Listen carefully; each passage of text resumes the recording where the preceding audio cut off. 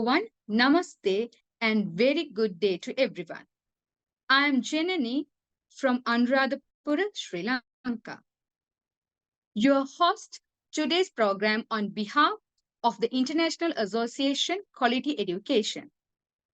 The International Association for Quality Education is non-profit international organization working with educators across the global society to enhance the quality of education and contribute to achieving the sustainable development goals. The International Conference on Quality Education will be held in Mumbai, India from August 10th to 15th, 2025. The conference is organized with the support of Peace Welfare Foundation in Mumbai, along with the many universities, institutes, and schools from India and other countries. Parallel to the conference, we are conducting a lecture series aimed at building the capacity of teachers, educators, and communities. Today, we have a very special speaker. She is Mrs. Preeti Tyagi ma'am from India. She has done very valuable 3 lectures and today she will speak on promoting mental health wellness among students. I hope it will more interesting topic for all of us. Namaste Preeti Tyagi ma'am. I would like to invite you ma'am to start the session. Thank you so much, Janani ma'am. You were very good. And thank you for so much for introducing me the way you have introduced me. I'm glad to be a part of this wonderful organization. So I'm also ensuring that definitely we are going to learn something or the other from today's session as well. So let me share with you that what are we going to do today. I hope that everybody can see it, what is on my screen. Okay. So as we have certain topics wherein that we have to express our views and present the narratives, that today's topic is capacity building program on promoting mental health and wellness among students. Because still now that whatever we are doing, whatever little and more we are doing for the benefit of our students. Because ultimately, if our students are into the well state of mind, so definitely we are the happy and successful teachers. So let's proceed that what are we going to do? Mental health and wellness among students. So why do we feel the need to discuss this topic?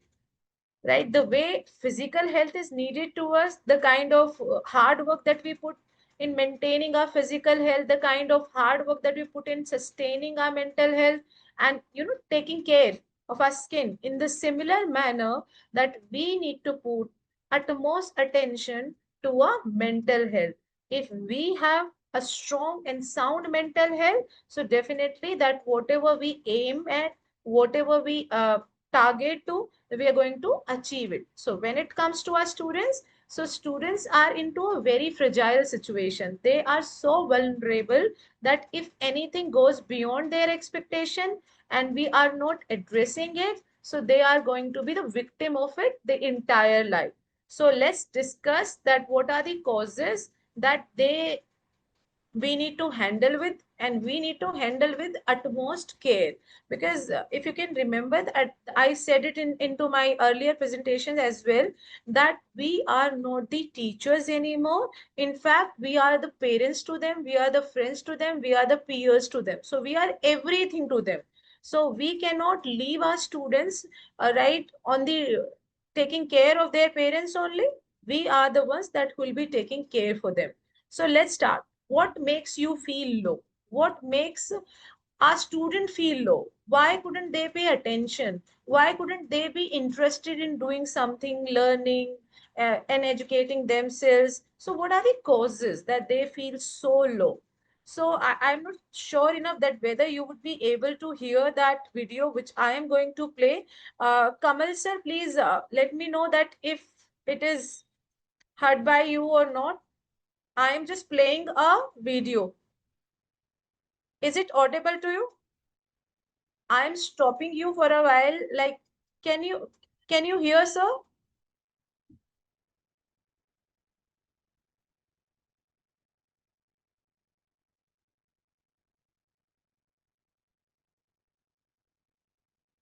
Kamal sir, are you able to hear which I am playing here?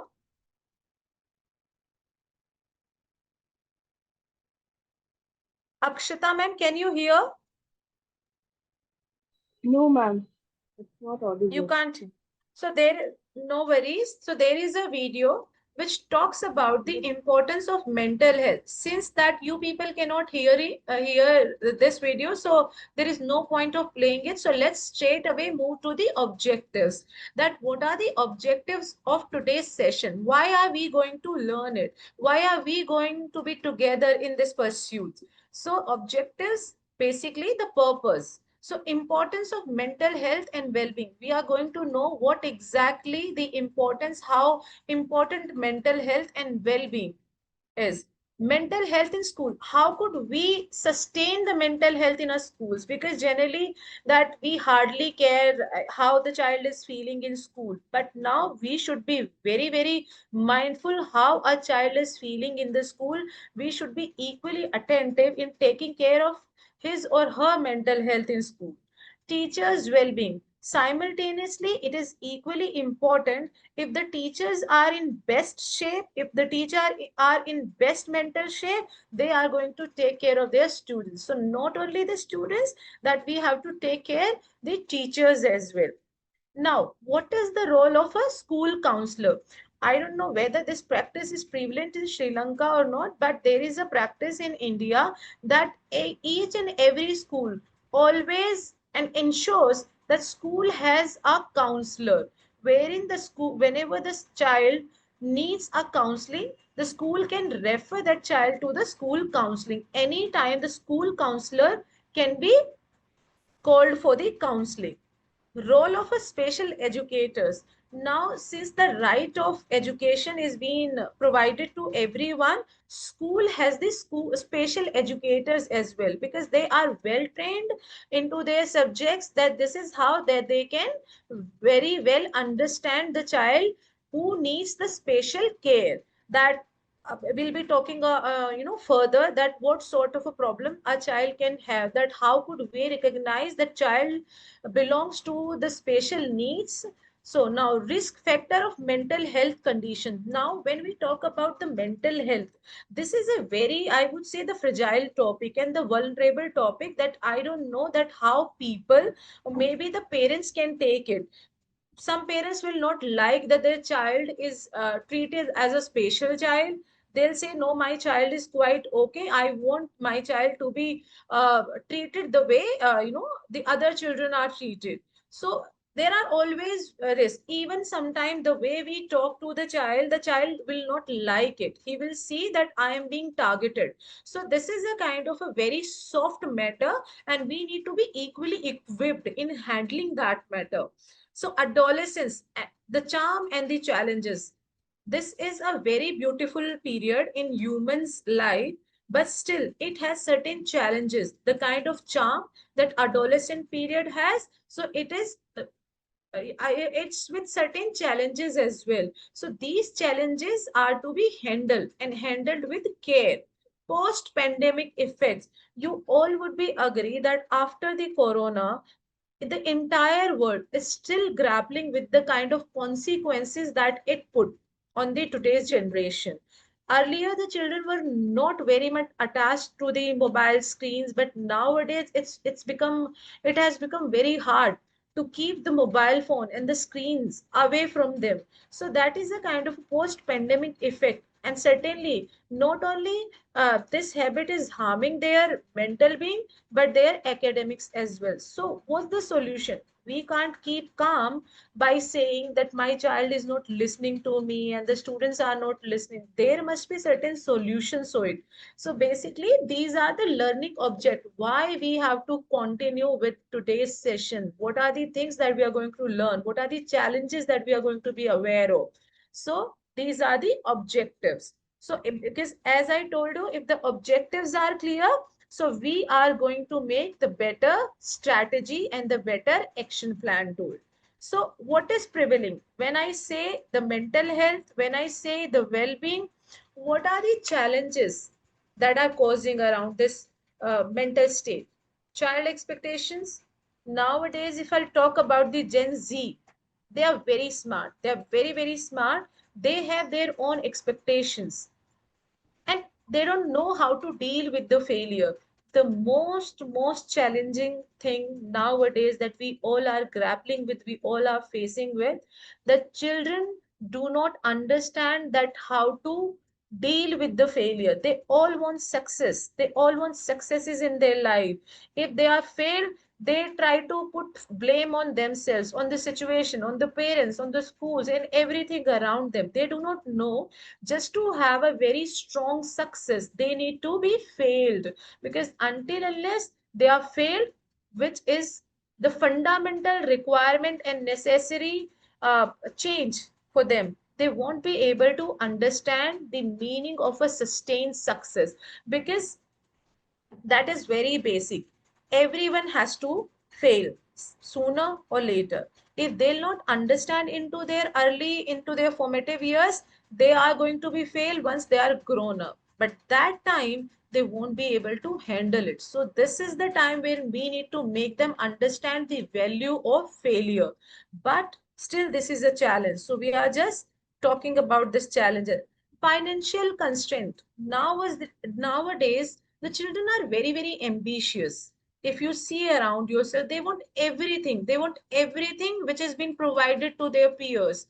They want, irrespective of their family condition, irrespective of their financial status, they want everything of a good brand. Example is iPhone. If you talk about the iPhone has the same usage, the way that, other, the kind of features that other phones have. But still, since it relates to the status symbol, so they want that iPhone, they want everything branded. And if they don't get it, they are tend to be into something illegal things, some malpractices. So yes, they are, it is going to cause an effect onto their brain as well. So financial constraint is again the another reason for their not so strong mental health. Sexual attraction, so that is kind of a biological factor. We cannot stop it, right? Every gender is tend to be tend to be fallen for the other gender. So the girl is supposed to be, I wouldn't say they're supposed to be, but the girl is bound to be attracted to a boy and the vice versa. We cannot stop it. But what we can stop it, because nowadays, since that, the relationship word came into the existence, they couldn't understand the repercussions of it, right? They have crossed the limits. They do not understand, they do not read between the lines what exactly that, how far that I have to be into this, right? What are my limits? So if they don't get something they have fallen for, so they are tend to be into a gloom. So yes, and if they are into gloom, if they are into depression, that is again going to take a toll onto their mental being. So how are they going to deal with it? This is, we are going to make them understand. Relationship, I told you earlier as well, because somehow the sexual attraction is linked with the relationship status. Now, just to make it more expand, we would like to bring the generation gap as well. In nowadays, children are not so good at keeping the emotion, keeping the relationship intact with their parents, with their siblings, with their cousins, and with their relatives as well. And they always prefer to be introverts. So, since they are unable to express their views, they are unable to show their emotions, they have created their own world around us, around themselves. So, this is again the red flag that they are not actually into the right brain shape. Management of emotion. Now we all are talking about the intelligence, but we are not talking about the emotional intelligence. Emotional intelligence refers that how well they can control their emotions. If they feel like crying, they have all the rights to cry. If they feel like laughing, if they feel like dancing, so they have all the rights to do whatever they feel like. But now, since there are certain terms, I would say colloquial terms, alpha, sigma, these are the terms that children they have started using that term. So when I say that I'm a alpha male, it means since I'm an alpha male, so I don't have any rights to cry. So this thing has to be taken care of. That irrespective of their gender, everybody has the need to cry if something doesn't get in the place the way they want it. Academic performance. Nowadays, another fact, we cannot bring out all the negatives of this Gen Z. We have to appreciate them for their positive efforts. Children are so curious about performing better into their grades. If they are not coming up the kind of grades they have expected, there are so many repercussions, there are so many consequences. You might have heard that so and so has committed the suicide because they did not perform, right? You might have heard or you might have read in the newspaper that the parents have taken a strict action because the child did not perform so well. The child wanted to go for art, but the parents was pressurizing him or her to be into the science streams and just to pursue engineering. So there are so many academic, pressures. We are going to talk ambitions. See, it's always very good just to be ambitious, because until unless that we have set an objective, we have a goal, we have an ambition, will not be working no forward.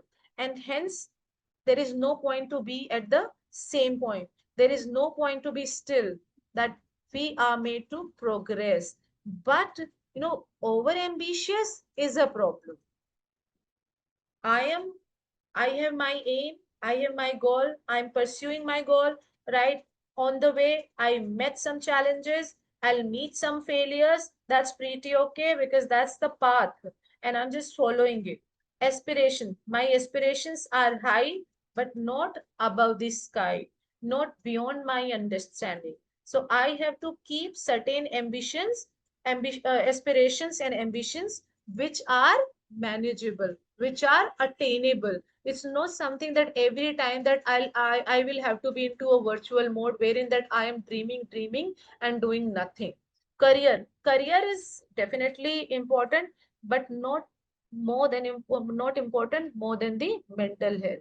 So these are certain red flags basically I'm talking about, that we suppose that you observe a child which you think that there is something wrong with that child. So these are certain flags that wherein you have to justify or you have to diagnose why the child is behaving this way. Body shaming, another very very important factor, and the kind of factor that we all have to be acquainted with. Not only the body shaming, nowadays children are being encountered with body shaming, name shaming, color shaming, language shaming. There are so many types of shaming that the society has presented a kind of a model presentation to everything. This is a perfect body, this is a perfect color, that is the perfect language, this is the kind of name. So shaming is a kind of issue which has to be dealt with, right? Because until unless that we'll be dealing with this, children will keep being pressurized and they'll not be into the right mental health. Peer pressure, we need to make our students aware that it's just not because of their family pressure, it's just not because of their school teachers, friends. A child cannot be away from a good mental health because of the peer pressure. If my peer, if my classmate is doing that way, I will also do that. They are teasing me for so and so behavior, it means they don't like me. And yes, when I say peer pressure, it's not something just bullying comes under the peer pressure. Ignoring is also a part of a peer pressure as well. When the children make a group leaving the another child alone, that is a part of a peer pressure as well. So we need to make them understand what are the expectations and what is the reality, so that difference has to be addressed. So we are going to do that now. So I hope that when I'm saying that these are certain kind of a red flags, definitely you might have observed that child has a different sort of expectation. maybe that he might have encountered certain types of failures into the academics, into the relationship, wherein the child has stopped talking to anybody and everybody. Financial constraint, the child doesn't come to the terms with the other student because that he is not into that financial status, maybe that he has certain aspiration, right, which are not meeting with the current financial status. Sexual attraction, that he has fallen for somebody but he is not being reciprocated. Maybe that he is not understanding the reality, he has created his own utopian world. Management of emotion, the child does not know that how to handle with the emotion. If he is angry, that he will be into a violent sort of behavior.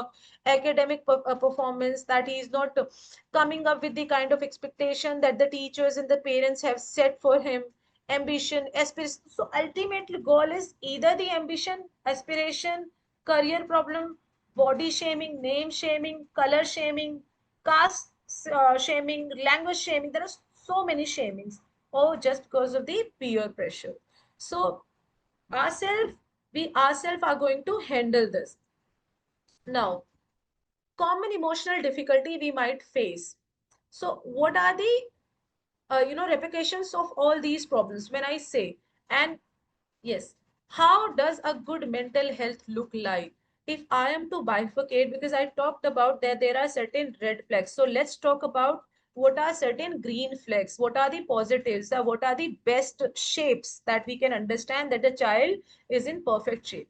Right. If you have a good mental well-being, you are able to recognize the good in yourself. You are positive enough, right? You will be successful enough. You not only that every time that you will be gaining that success, but if you are failed once, that you are going to take the feedback from that failure and just correcting the mistakes that you have done to bring that failure. So this is the right mental shape. Right mental shape does not always motivate you to get the success. In fact, it prepares you to handle the failure and recognize your achievements, not only your achievement but simultaneously appreciating goodness in others.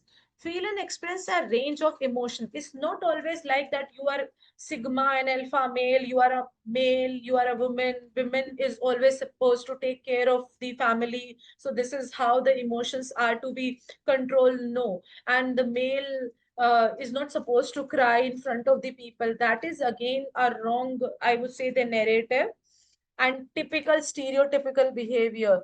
If, as I told you earlier as well, the way you want to feel that way. If you are happy, if you feel that happiness inside you, you just better express you the way you want to do it. There is nothing wrong with it. Being a male, you want to cry, cry loud, because this is how that you are giving the shape of suppressed emotions, because suppressed emotions are the worst emotions. Live and work productively. Yes, you are taking the bed early, you are getting up early, you are going to the gym, you are taking your food, you are doing everything on time.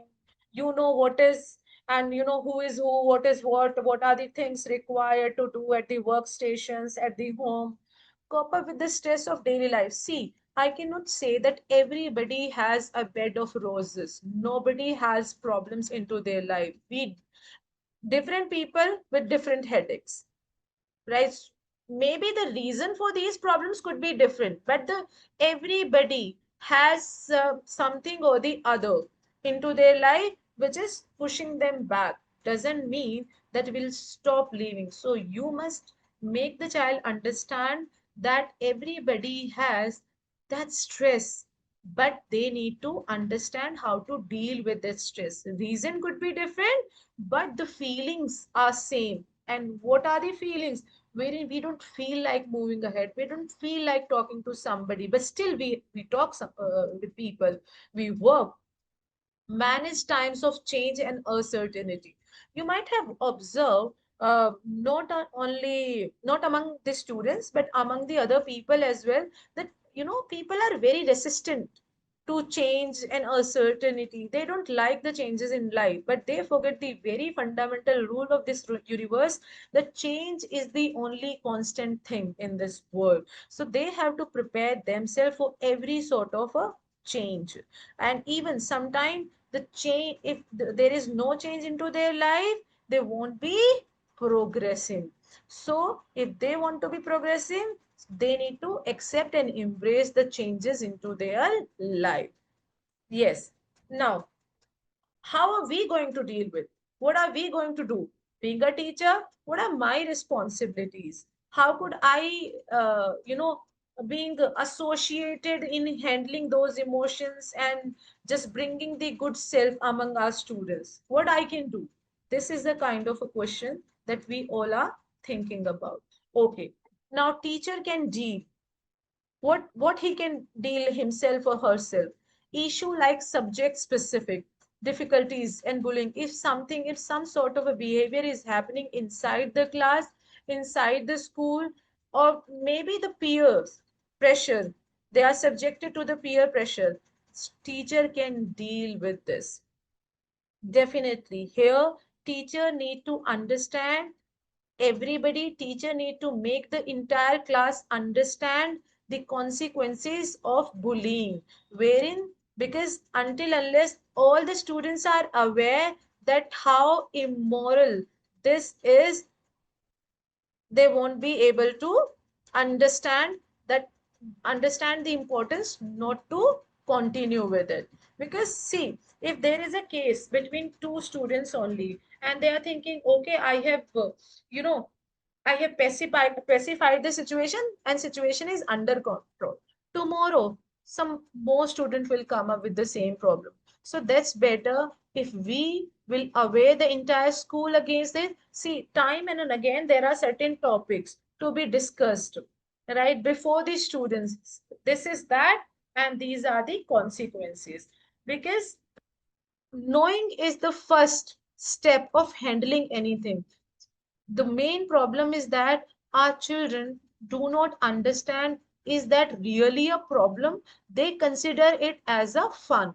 Since as long as they'll consider it as a fun, they'll not understand, they'll not stop it. So we need to make them understand this is not fun but a serious problem, right? And try to make them understand, if the same situation will happen to you, how bad you might have felt. So try to make them feel in that, sympathy and empathy. So these are certain attributes and the skills we need to make them to understand. Can talk to the fam. What are the other option that we can equipped with?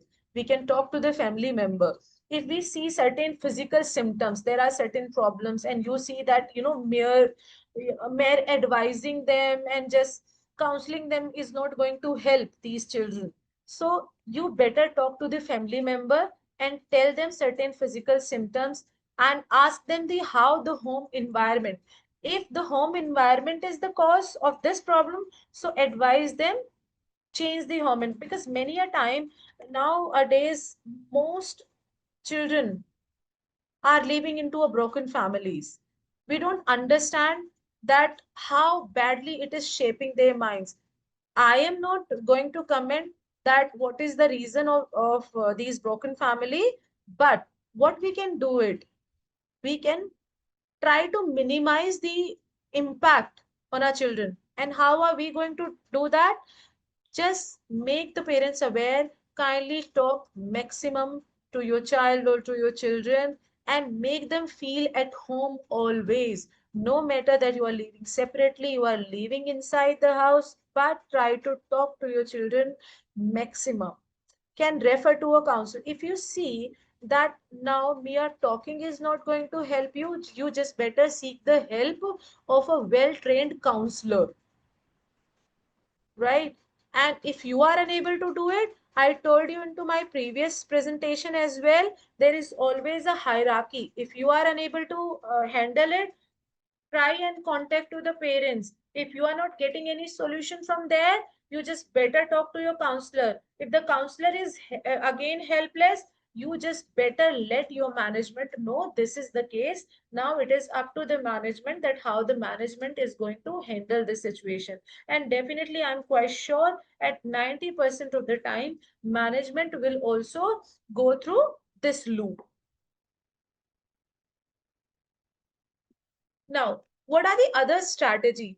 Because as I told you that we teachers can do a lot in handling or maintaining these the good mental being, the well-being, right, inside the school. So what are the things that we can do? What are the strategies that we can employ with getting involved into hobbies? Ask the child, what are you interested in?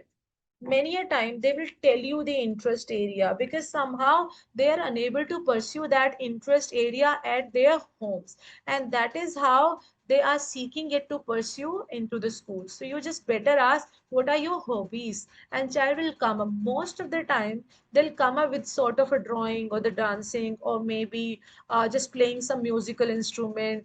Just take a note of it. If you can do it, I'm not saying that every school would be equipped with certain the resources, but you just make a note of it. At least that you can. This is something that you can let their parents know. Becoming physically active, just motivate them to be a part of some physical activity and sports.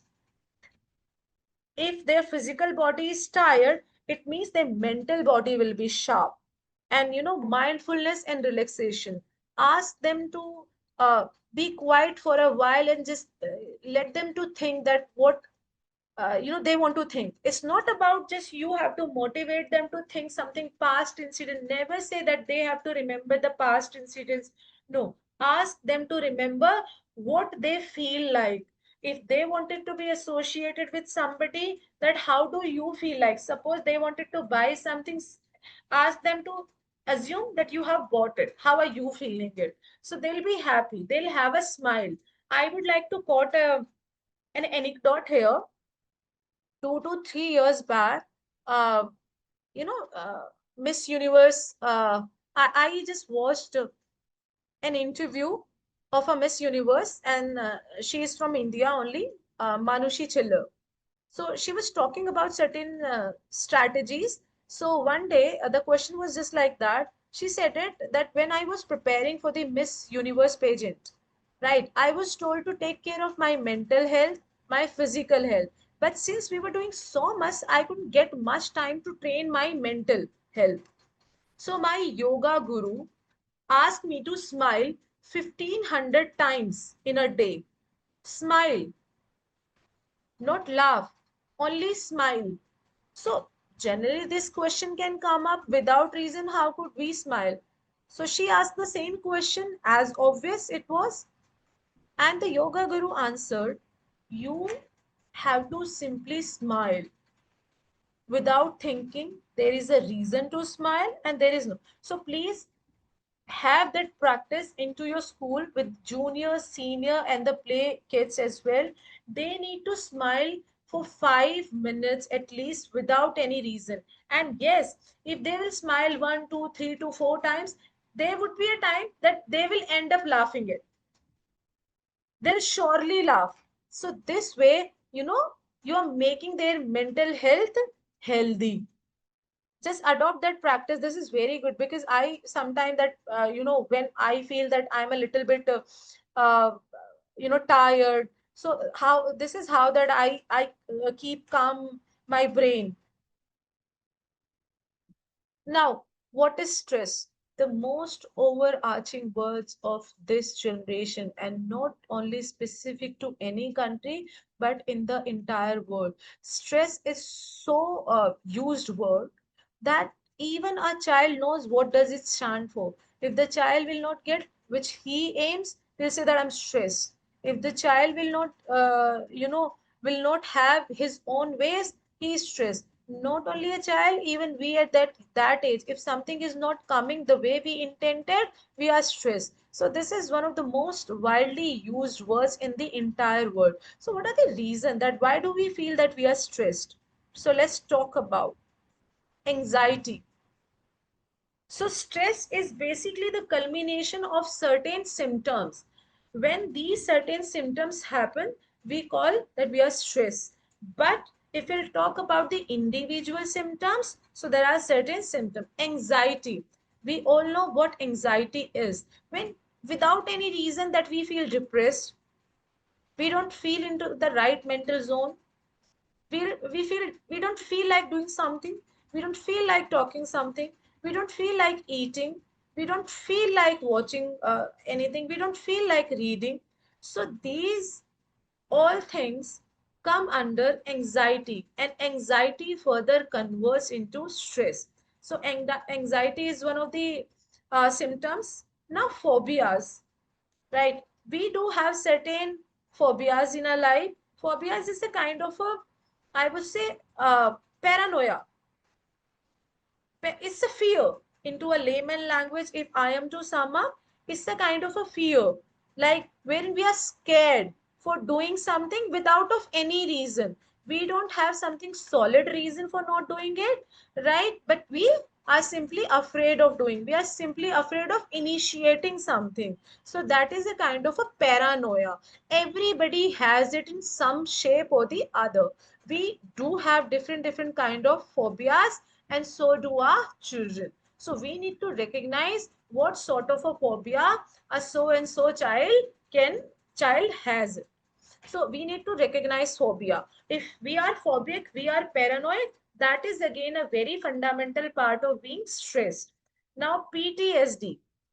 And what is this PTSD?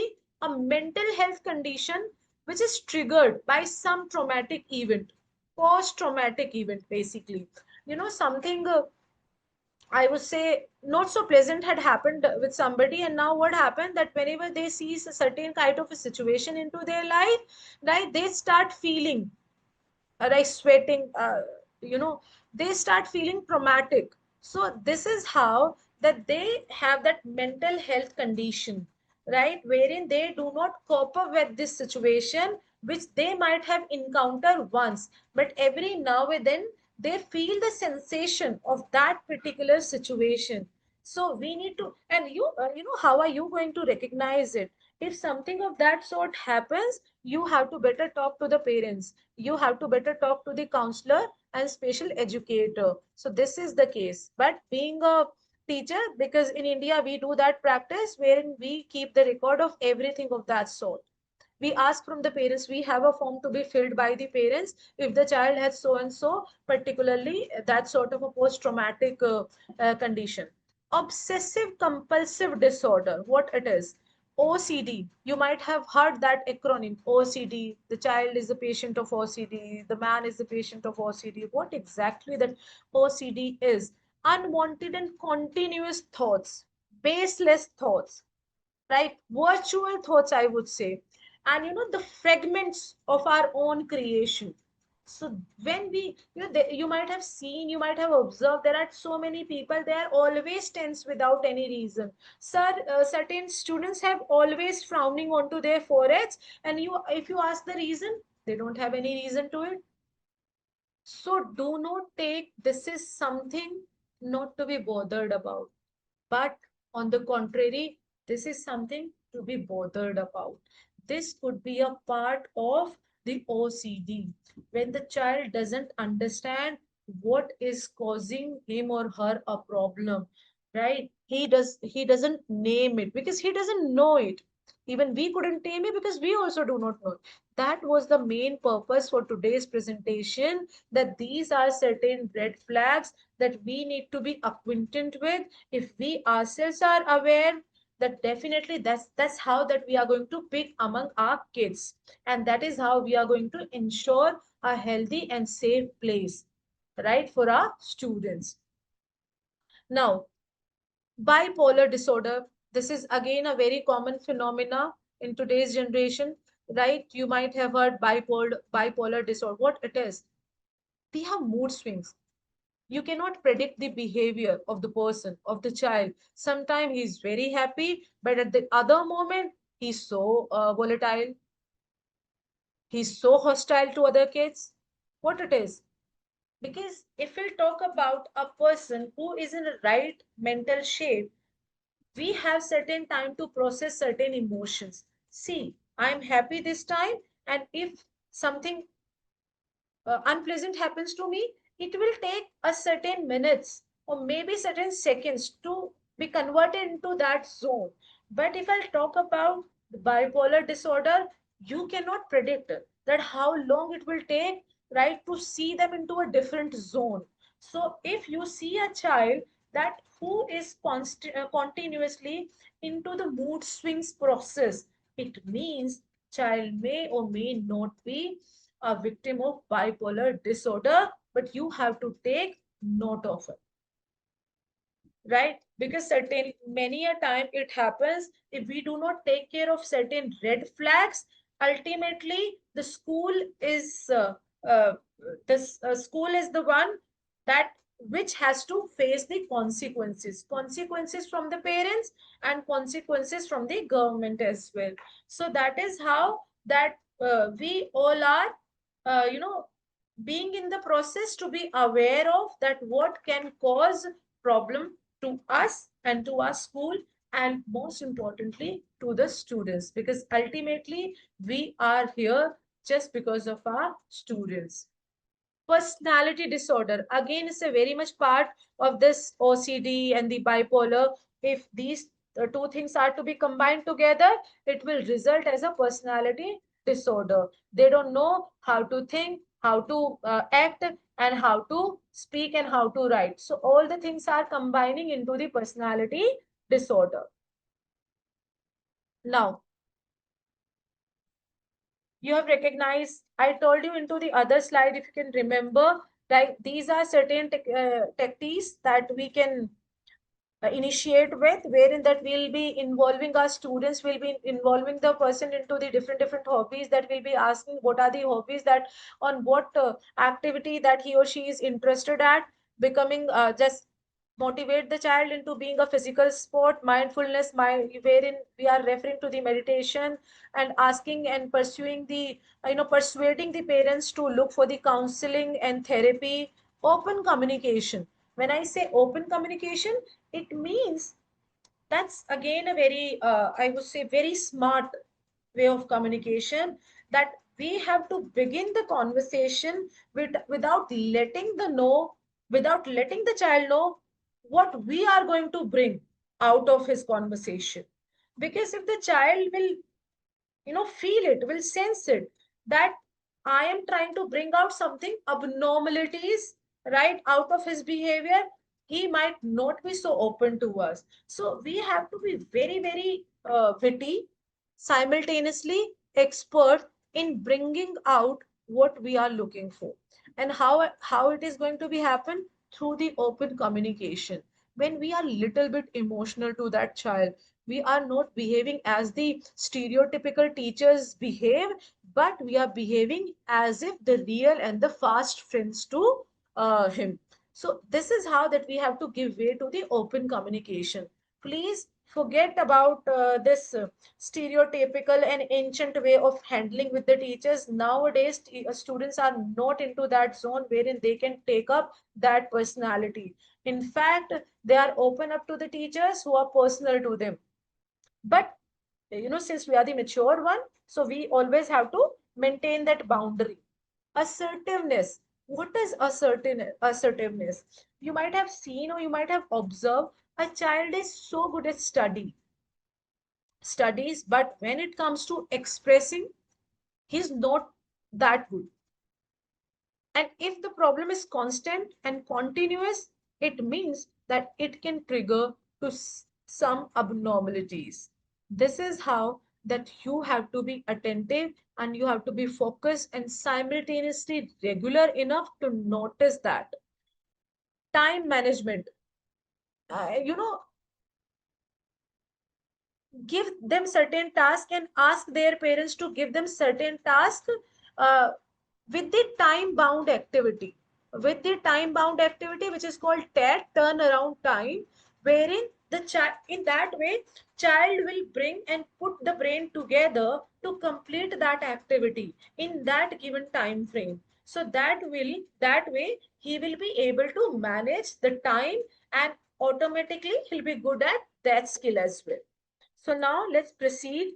Now, how might you start? Because I told you the importance of the open communication. I asked you to be the friends to them. So, but how are we going to start? How are we going to begin that conversation?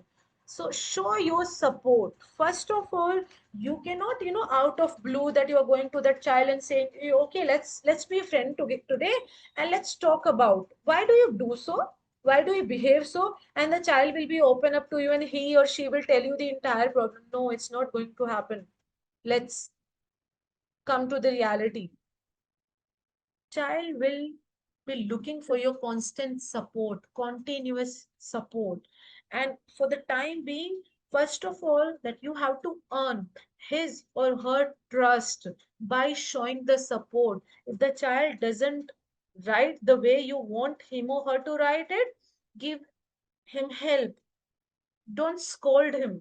So let's give him a continuous support. That way, we are going to earn the confidence. We are going to earn his trust. And once we will earn the trust, it means the rest of the journey is smooth sailing. Ask how you can help him. Now, offer certain solutions. Okay? Okay. Do you have the problem in that? Can I be of a little help to you? Be open minded. Okay, provide solution, seeking feedback. Okay, yesterday I have provided you a solution. How was it for you? Did it work for you? Didn't it work for you? So that way, don't just talk about mental health. Yes, biggest problem. You know, I told you that how to recognize the, that something is not doing and happening good to that child, and this is how that we have to address. But again, as I told you to be very, very attentive in handling certain cases, don't jump onto the mental health conversation. Okay, are you not feeling good today? How are you feeling? No, because instantly child will understand what exactly that you are looking for, what exactly that you are beginning with. That way he'll be again cocoon, he'll not be opener, because it's not the first time that you're going to talk to that child about this issue. You might not know, but maybe the parents, relatives, neighbors, friends, or other people, they have already realized you, and every now and then they are bothering that child with that sort of a communication. So you should not jump onto that. In fact, start with something very light. Okay, how's the day for you? Did you enjoy today's class? But I did not enjoy. Oh, I enjoyed a lot. No, I love to sing. I love to. What do you like? So that way, pitch. Start from the light-hearted conversation, and when you see that situation is right to begin what you are looking for, that time start that conversation. As I told you, you have to show the trust, and but you have to respect the personality of that child. You have to accept that, not only respect, you have to accept that child, that yes, he has a different identity, he has a different personality, but ultimately he is the person that who deserves the respect and who deserves to be heard. Be patient. Again, very, very important skill, I would say, that do not rush to the conclusion, because generally we might think, because ultimately we are the human being, we might think कि okay, my principal has asked me to talk to that person, I'm doing it. Once my work is done, this is what I'm going to communicate to the parents and communicate to the principal as well. No, not at all. This mindset is not going to work you. This mindset is not going to get you the desired. In fact, it will change the situation. Be patient, because until unless that you are a patient enough, you have that patience to sit with that child, to listen to that child, to observe that child, you better talk to your principal. Sir, I can't do it. But do not worse the matter, because straight away jumping to the conclusion, jumping to the mental health conversation will only worsen the situation. So if you think that I'm patient enough, I have the mindset of a counselor, I have the mindset of an educator, I have the mindset of special educator, then proceed with it, and proceed with a smile. So that's how meditation. As I told you the techniques, because generally if I will ask you to meditate, you will also say that no matter that how hard we try, but still we are unable to meditate. So do not give a technical term meditation. Oh, these are certain requirements that you need to sit alone, and room has to be dark. No, don't give them certain uh, rules, because generally students are not very welcoming to the rules. In fact, ask them to sit for a while and just to remember and just to think whatever pleases them. So that is their meditation. Now, simultaneously, one more factor and one more technique that works for these students, until unless they are aware of the objective and they are aware of the benefits, they don't feel like doing anything. So whether you start some new practice or you stop some new practice, if you are stopping, if you are stopping certain practices, just tell them the cons of it. But if you are initiating certain practices, tell them the pros of it, tell them the advantages of it. This way, when you explain better, children embrace better. So when you ask them to meditate, it will definitely reduce it. It will reduce stress, because they'll feel happy. If their muscles, their happy muscles are expanded, they are going to uh, lower the stress hormones.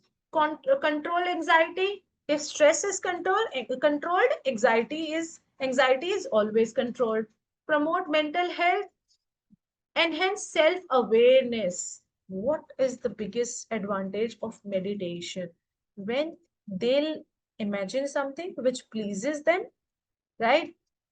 They are going to be aware for their mental being. They are going to be aware. They are going to be assertive. They are going to be expressive. So, this way, it will boost to their self image, the way they will perceive themselves. And once they will perceive themselves positively, the results are always positive. Lengthen attention span. Yes, it will boost their attention span, because when we are quiet, but brain is working, and brain is working for all the healthy and happy hormones, it will work on to their attention span as well. Reduce age related memory loss, because that will not work for the students, because that will work for us as well. So the cognitive power decreases as we age. But if we meditate, this is a booster topic. So as we age, we are tend to reduce the cognitive power. But if we meditate, so we are again going to give it to a boost to it. Generate kindness, improve sleeps, and decrease blood pressure. If everything is under control, like stress, anxiety, mental health is good, so automatically that is a byproduct. Our blood pressure will be controlled. Nowadays we cannot limit ourselves by saying that children do not have certain types of a problem. They do have. They do have all over the world. You might have read into the newspaper, a child age 5, 6, 9, they had heart attacks. Now earlier, because we used to consider that heart attacks are only for the aging people, but now this stereotypical statement is again taken a different turn when we have victim of certain heart attack patients who were aged of 5, 7, 8, 9. And why? Because of these red flags.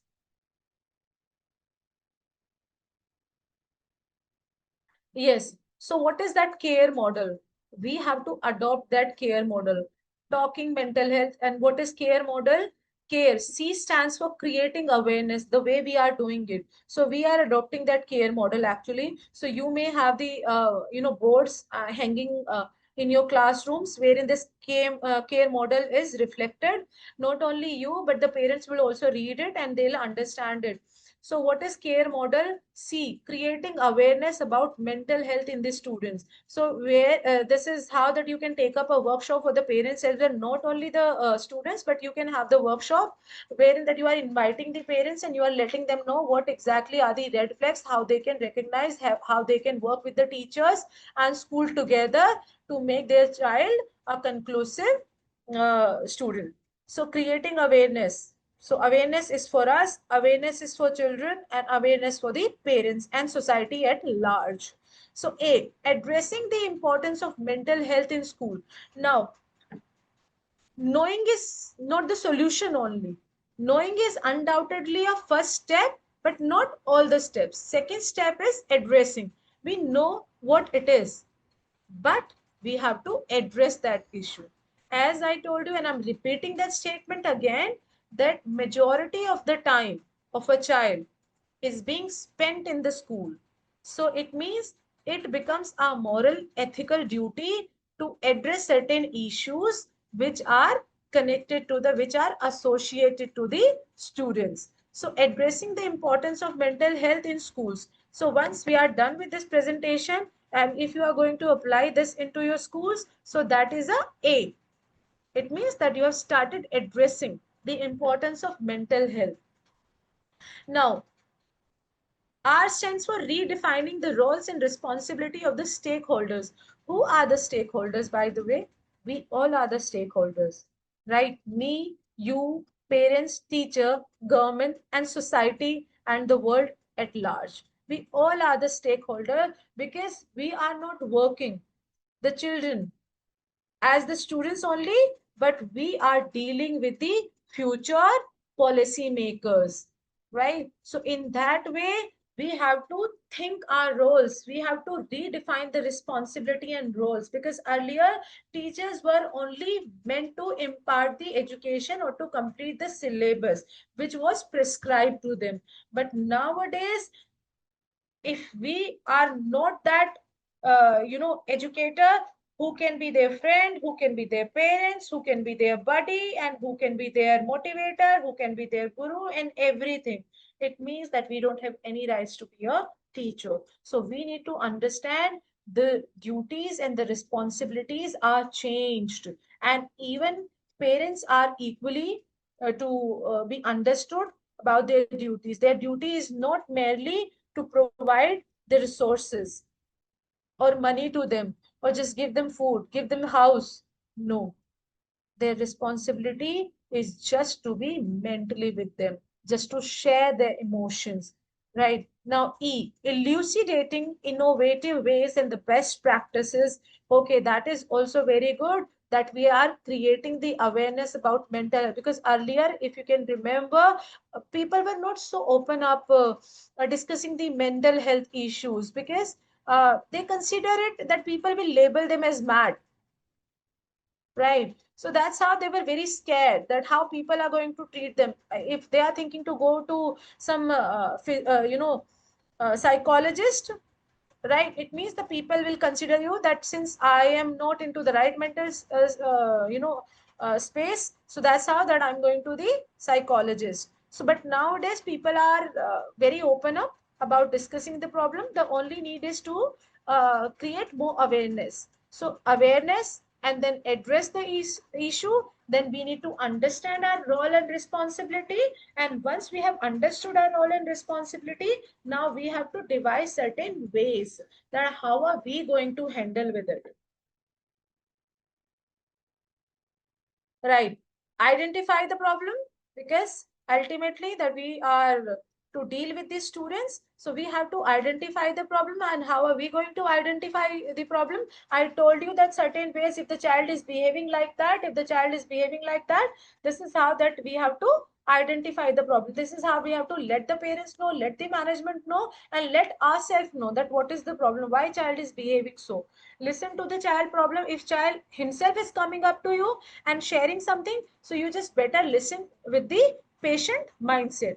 Create goals to facilitate positive change. Make certain strategy, devise certain strategy that how are you going to cope up with the problem, what are the steps that you're going to take up. Brainstorm alternative together. If some because we must be very very aware that all the practices cannot be equally beneficial to everyone. So equality will not work, equity will.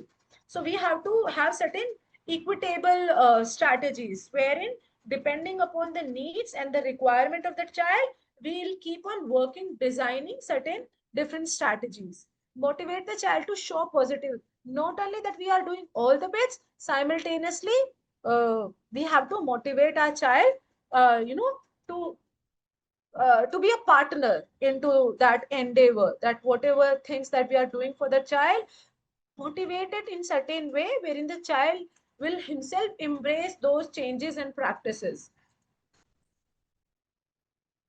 Yes, very, very important slide. Make let your child know that if he is sad or he is depressed over certain issues, right, but not continuous, not that he's always not into that zone. So these are very, very ordinary matter, and it happens to everyone. We all tend to feel sad and depressed sometime or the other. So these are not the part of any sort of weakness or any problem. Feeling sad is always not bad. It means that's a part of, you know, sympathy and empathy. And sympathy and empathy are two most important parts of our emotional intelligence. So feeling sad is not always bad.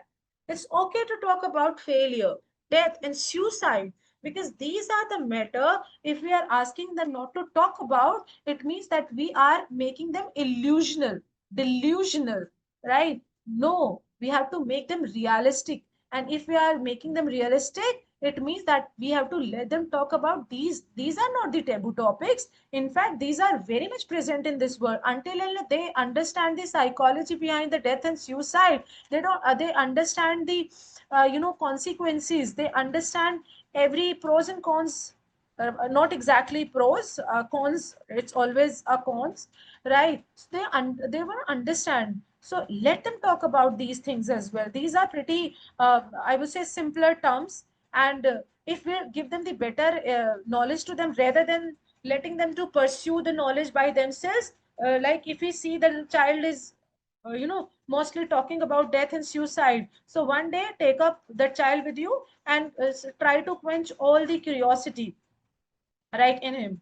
Mental illness is not always a component of a violent behavior. You might have seen that there are certain children that who are always very quiet. They do not speak to anybody. They are good at listening skill. So no, that is also not good. It means the child can be a victim of unexpressed and suppressed emotion. So these are the worst cases. So you better handle them. Adolescence, as I told you in the beginning, like it is the period of charms, but undoubtedly the challenges. If the child is spending too much time in front of the mirror, so it means that he was being conscious for his image or maybe the body. So that's how thinking markedly different about physical appearance and the actual, a child uh, may have certain role model, hero worshipping, wherein that he would be imitating certain, hero heroines, the cricketer, the models, and they can start dreaming the kind of body, the kind of way they do it. So overindulgence is also not good. Hero worshipping is good for keeping certain certain ideals, but not beyond a limit wherein that you are ready to cross all the limits to get that shape. For an example, right, in India a few years back, there was a charm which was called zero figure, and it came through a Bollywood heroine. Zero figure. Now what happened, there were many deaths. And why? Girls stopped eating anything. If I say anything, they stopped eating anything just to get that zero figure. And what was the you know result? They end up losing their own life. So beyond the limit, overindulgence is strictly prohibited.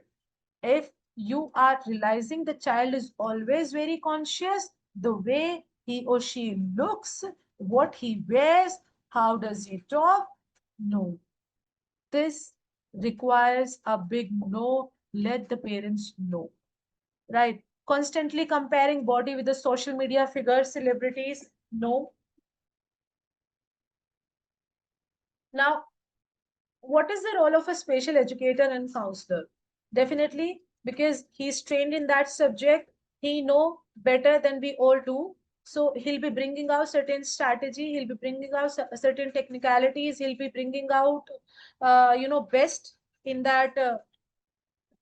Yeah, he'll be bringing out what is required through counseling, help students changing, maladaptive and unhealthy behavior manifestation. So he will be quick at recognizing the mal practices and manifestations, the wrong manifestations, right? So he'll be letting them know certain techniques, he'll be letting them know certain ways, right?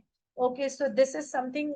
And when a child will feel valued, so it means he will feel normal, because ultimate aim that we are going to do with, we have to feel that child completely normal. We have to realize that child needs special care, but certainly we have to be mindful child will never realize that he is one of those that who needs the special care.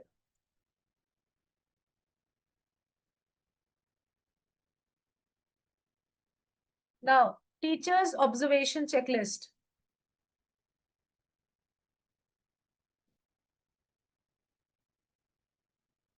Students reporting frequent headaches and stomach aches of other symptoms. If the child is coming to you every now and then and every day that reporting that I am sick to my stomach, I have headaches, it means take note of it. If the child is coming to, I'm so tired, I don't get time to complete my homework, I'm not good enough. Every now and then he's coming with this statement that I'm not good enough, I can't do anything, I don't want to come to school, I don't want to cry, I am always given too much homework, I like bullying people, I like hurting people, I'm a sadistic, losing interest in academic, not able to concentrate in the class, you know uh, gradually performance is dipping down, student change in attitude or behavior, you notice a certain change in his attitude and behavior and personality altogether. These are the symptoms.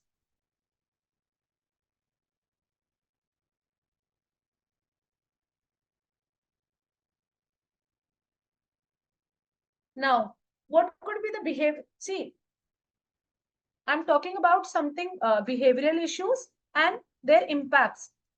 What are the behavioral issues? That how can a child behave aggression towards people and animals?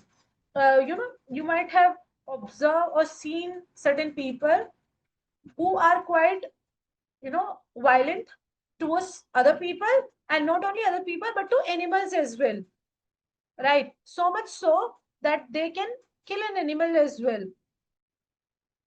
They don't get anything out of it, but they believe in destructing property, government property, or maybe the general property.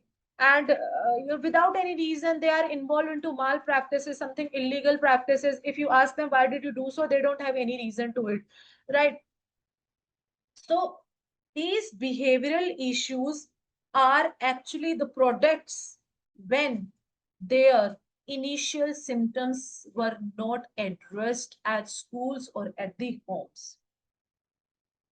And this is the purpose of today's workshops, that we should not let them to go through these behavioral issues, because we are so determined to handle them at the very early stage.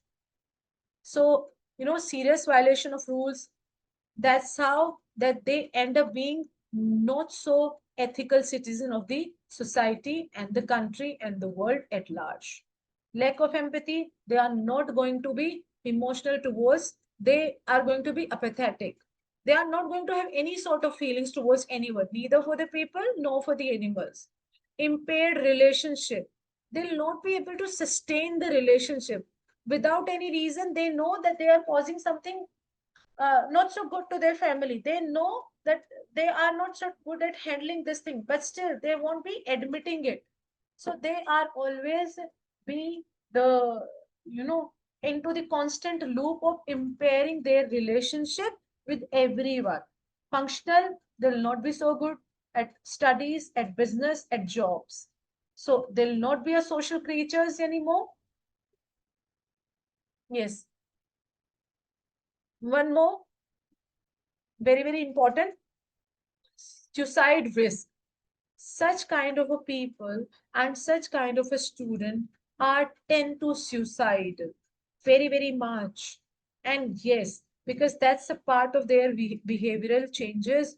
They are isolating from the friends and family. They don't want to talk, they don't want to express, they don't think good about it, they have a very self low image, right? And that's how they don't see any solution but to suicide. And for why? Because they don't see any reason to it. And their reasoning capacity is impaired. And when their cognitive power is impaired because of these things, so they don't have any choice but to suicide. But this is not the things are going to happen, right? They are in the history of creating self harm. So yes, until unless their problems are solved, these are going to convert into these chronic, results. Eating disorder. Now, eating disorder is another very, very prominent part of being stressed as well. If you are unable to, if the child is unable to express, emote, relate, he'll keep on eating. Unmindful eating, which will make them obese. And when they are obese, again, they will have this low self image. And once they'll have that low self image, it means they are not into a right mental zone, right mental shape. They are on that binge eating disorder, frequent, uncontrolled eating. Whatever is coming to their plate, they are taking it, right? Schizophrenia symptoms. What is schizophrenia is hallucination. Uh, all the time they feel unconscious, hallucination. They keep creating their own world, delusional world, I would say, right? They have created their own delusional world, the kind of world they always wanted to be without anybody. Or they have their own characters, they have their own social mates in that world. Disorganized speech, they are unable to speak, reduce emotional express, they don't know how to react. These are the part of apathy, same, any uh, not having any feeling, social withdrawal. They are cut off from the society, they don't want to mingle with the people. Impaired memory, attention, executive functioning, they are not good at whatever work they do, whatever work they do for their livelihood. So schizophrenia is another disease. It has to be handled, and it has all the more same red flags, same symptoms. Now, awareness, what is for us? For us, is the awareness, support, referral, right, education and communication. Awareness is recognize sign of mental health issues, right? What are the issues? Support, we need to provide us, supportive and understanding support to the child, right, with the patient mindset. Referral, that we can seek help from the special educator and counselor. And education, wherein that we are promoting the health awareness, right, to the schools, to the society, right, at large. And communication, always be very, very, do not make certain topics as the taboo topics. No topics is a taboo topics in today's world. If we are not giving the good awareness to our students, to people, they will try to get it by yourself. And there are chances they might get a wrong communication. So this is from my side. And now I'm looking for the questions. Thank you, ma'am, for your today's session, ma'am. Thank you very much. Ma'am Aksha, can you give some feedback about today's session, ma'am? Good evening, everyone. Myself, Akshita Shetty from Jindal Vidya Mandir, Vashi. Truly, ma'am, it's a need of an hour, mental health and well-being. As we say that a healthy mind is a healthy body. So thank you for sharing a valuable insight on mental health and well-being. As a teacher, it's our great duty that we are a part of a society where we hold the responsibility of creating a healthy and nurturing the young mind and having creating what we say that a healthy child, a healthy mind, and a healthy society. So it's in all our in our hands. And While listening to your sessions, we got so much information. Truly, I was watching continuously and listening to the things which we were not aware of that, and all the information, the strategies which you have suggested. Truly, it will be helpful for the teacher even when we will share to our parents. It will be helpful for them also to understand their child, and truly, our students will get a lot of benefit from this. So, thank you, ma'am. Thank you very much. Thank you so much. My pleasure. Thank you, ma'am. Thank you very much. Audience and unmute. If you teachers, if you have any more questions regarding today's session, you may ask from our ma'am. I had one thing to ask. As I am pre-primary teacher, do our kids, means like pre-primary students, they too have this what we call it? Do we have to see that whether they also face such things because they are truly pure by heart, but whatever comes, do they also have these symptoms like a pre-primary Yes, student? they do have, because if we talk about today's pre-primary kids, either they are very active, hyperactive, I must say, or even they could be, volatile, wherein they do not know that how to react and when to react and how to react. So you need to understand Mm, how the child is behaving continuously. You can ask from the parents as well, and initially that if the child has some medical history or certain kind of a different symptoms that he has, because this is a kind of a practice that practice that we do in our schools as well, wherein that we always have that parents support and in asking that does the child has any symptoms of these sort, so that we can provide an extra support to that child. So just always be monitored to their continuous activities. They do have these certain mm, types of symptoms. okay. Thank you. Thank you very much. Thank you, ma'am. For the I have got lot of you mean, ma'am, lot of things about today's session that when I'm working in a school, there are a lot of kids I have met in my school time and the outside period. There are some hyperactive kids. So I learned today how to uh, behave with them and react with them, how to settle them, and how to come over their questions, and how to care about them um, by using today's session. Thank you very much, ma'am.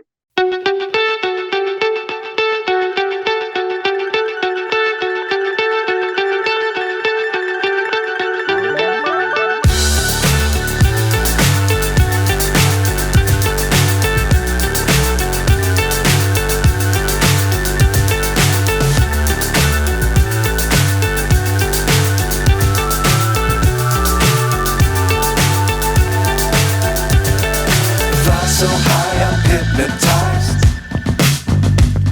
What's up is down, what's left is right. Chasing stars and holding you. I can't see the end, but we'll see it through.